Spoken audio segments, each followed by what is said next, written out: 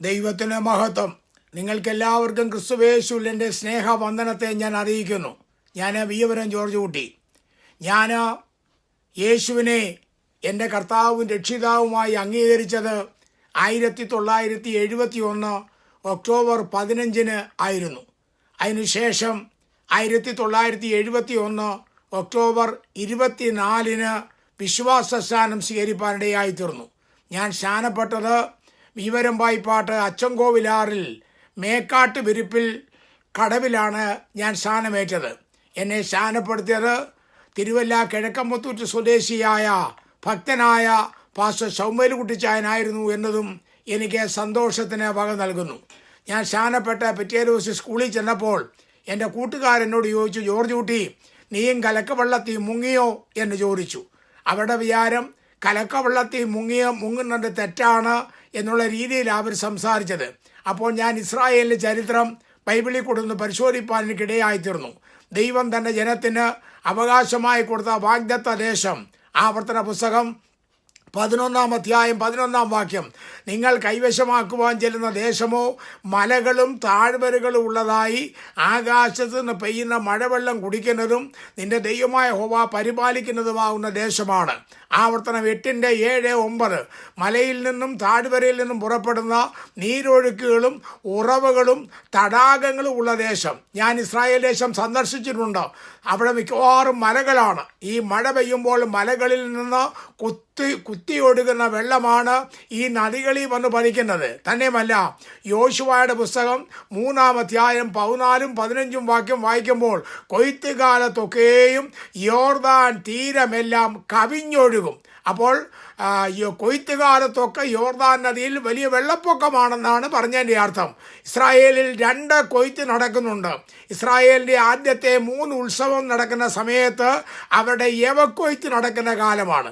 അത് കഴിഞ്ഞ് 2ാമത്തെ പെന്തക്കോസ്ത് പെരുന്നാളിൻ്റെ കാലത്താണ് ഗോതമ്പ് കൊയ്ത്ത് നടക്കുന്നത്. ഈ കൊയ്ത്ത് കാലത്തൊക്കെ യോർദാൻ നദിയിൽ വെള്ളപ്പൊക്കമുണ്ടായി വെള്ളം കലങ്ങിയാണ് യോർദാൻ നദിയിൽ വരുന്നത്. 1 ദിനവൃത്താന്തം 12-15 വായിക്കുമ്പോഴും ശൗലിനെ ഭയന്ന് ദാവീദും കൂട്ടുകാരും ഓടിപ്പോയപ്പോൾ ദാവീദും കൂട്ടരും 1-ാം മാസത്തിൽ യോർദാൻ നദി കവിഞ്ഞൊഴുകുമ്പോൾ അതിനെ കടന്നു.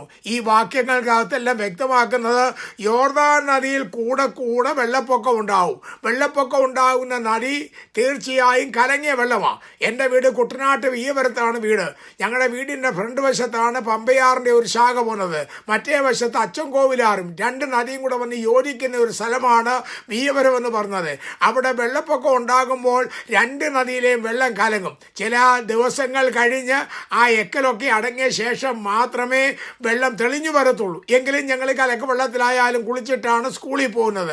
അപ്പോൾ കൊയ്ത്തുകാലത്തൊക്കെ കരകവിഞ്ഞ് ഒഴുകുമെന്ന് പറഞ്ഞാൽ യോർദാൻ നദിയിൽ മിക്കവാറും കലങ്ങിയ വെള്ളമാണെന്ന് അതിൻ്റെ അർത്ഥം. ഒരു തെളിവൂടെ ഞാൻ തരാം. അരാം രാജാവിൻ്റെ സേനാധിപനാകുന്ന നയമാൻ, അതേ ഒരു കുഷ്ഠരോഗിയായിരുന്നു. അദ്ദേഹത്തിൻ്റെ വീട്ടിൽ വേല ചെയ്യുവാനായി ഇസ്രായേലിൽ നിന്ന് പറഞ്ഞ ഒരു ചെറിയ പെൺകുട്ടി ഉണ്ടായിരുന്നു. അവൾ അറിഞ്ഞു ഇവിടുത്തെ യജമാന് കുഷ്ഠരോഗമാണെന്നും.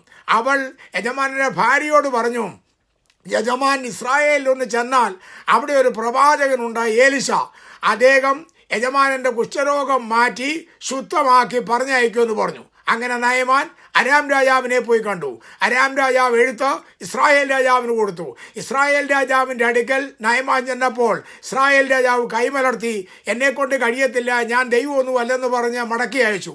ഉടനെ എലിശ പ്രവാചകൻ ഒരാളിനെ പറഞ്ഞയച്ചു, നീ എന്തിനാ കൈയൊടിഞ്ഞത്? അവനെ എൻ്റെ അടുക്കലോട്ട് അയക്ക്, ഞാൻ അവനെ സൗഖ്യമാക്കുമെന്ന് പറഞ്ഞു.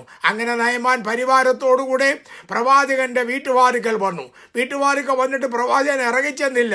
ഒരാളിനെ പറഞ്ഞയച്ച് ഈ നയമാനോട് പോയി പറയാൻ പറഞ്ഞു, നീ പോയി യോർദാനിൽ 7 വട്ടം കുളിക്ക, എന്നാൽ നിന്റെ കുഷ്ഠരോഗം മാറുമെന്ന് പറഞ്ഞു. കേട്ട പാടെ തന്നെ നയമാൻ അങ്ങ് ക്രുദ്ധിച്ചു, ഭയങ്കരമായി ദേഷ്യപ്പെട്ടു.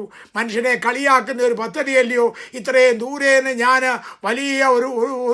വലിയ പരിവാരങ്ങളുമായിട്ട് വന്നിട്ട് എന്നോട് പറയാ യോർദാനിൽ പോയി 7 വട്ടം കുളിക്കാൻ. കാരണം തൻ്റെ ഉള്ളിൽ ഒരു മുൻവിധിയുണ്ട്. എന്താണ് ആ മുൻവിധി?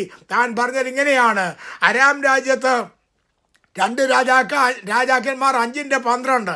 ഞങ്ങളുടെ നാട്ടിലെ ദമ്മേശക്കിലെ നദികളായ അബാനയും പർപ്പരും ഇസ്രായേൽ ദേശത്തിലെ എല്ലാ വെള്ളങ്ങളെക്കാളും നല്ലതല്ലയോ എന്ന് പറഞ്ഞു. അപ്പോൾ അവൻ്റെ ഉള്ളിൽ ഇരിക്കുന്നത് അരാം രാജ്യത്തെ ദമ്മേശക്കിലെ നദിയായ അബാനയും പർപ്പരും തെളിഞ്ഞ വെള്ളമുള്ള നദികളാണ്.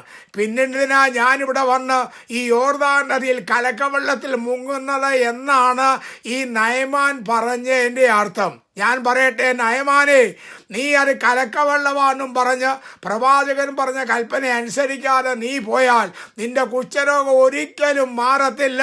നീ കുഷ്ഠരോഗിയായി തന്നെ മരിക്കും. എന്നെ കേൾക്കുന്ന മാന്യ ശ്രോതാവേ, ദൈവത്തിൻ്റെ കൽപ്പനയാണ് വിശ്വസിക്കുന്നവർ സ്നാനമേൽക്കണം എന്നുള്ളത്. അതും മുങ്ങിത്തന്നെ സ്നാനമേൽക്കണം എന്നുള്ളത് ദൈവത്തിൻ്റെ കൽപ്പനയാണ്.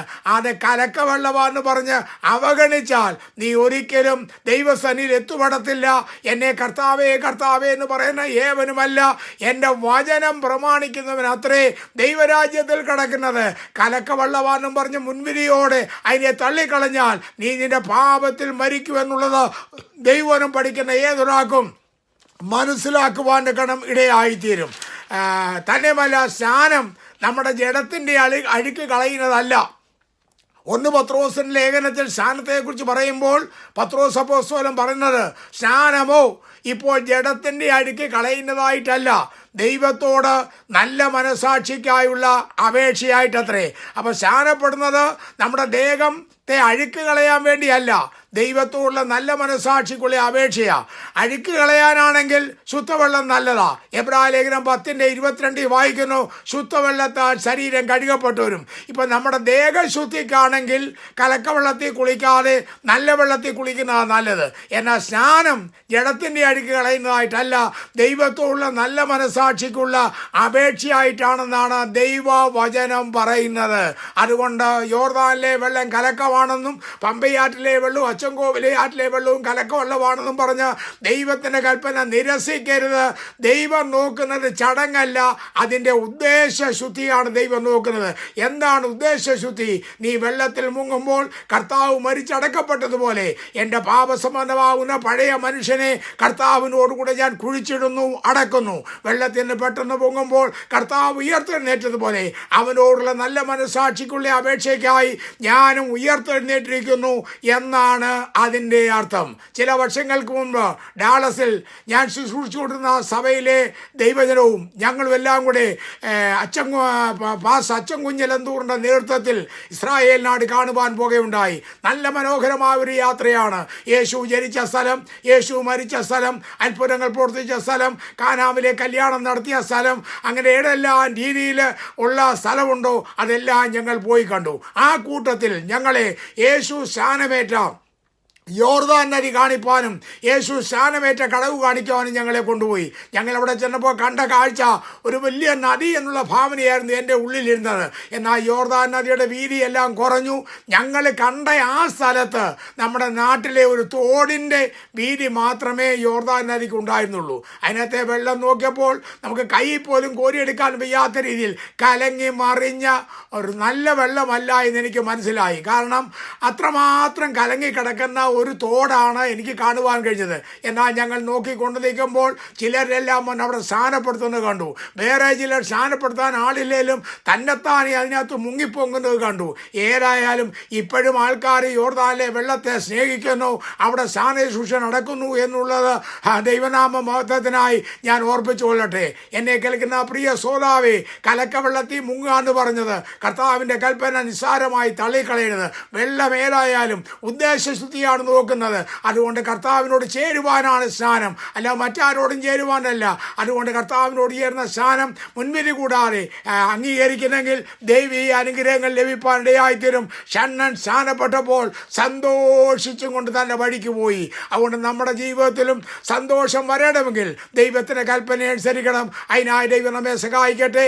തിരുവെഴുത്തിൽ വെളിപ്പെടുത്തിയിരിക്കുന്ന വിശ്വാസ സ്ഥാനത്തെക്കുറിച്ച് മുൻവിധി കൂടാതെ പഠിക്കാൻ ആഗ്രഹിക്കുന്നെങ്കിൽ അല്ലെങ്കിൽ ഞാൻ പ്രസംഗിച്ച വിശ്വാസസ്നാനം തിരുവചന വെളിച്ചത്തിൽ ശിശുസ്നാനം തെറ്റോ ശരിയോ എന്ന വിഷയത്തെക്കുറിച്ച് 9 പാട്ടുള്ള വീഡിയോ യൂട്യൂബിൽ ലഭ്യമാണ്. യൂട്യൂബിൽ കയറി വിയവരം ജോർജ് കുട്ടിയൻ അടിച്ചാൽ നിങ്ങൾക്കത് കിട്ടും. ദൈവമായ കർത്താവ് നമ്മെ എല്ലാവരെയും അനുഗ്രഹിക്കുമാറാകട്ടെ. ആമേൻ.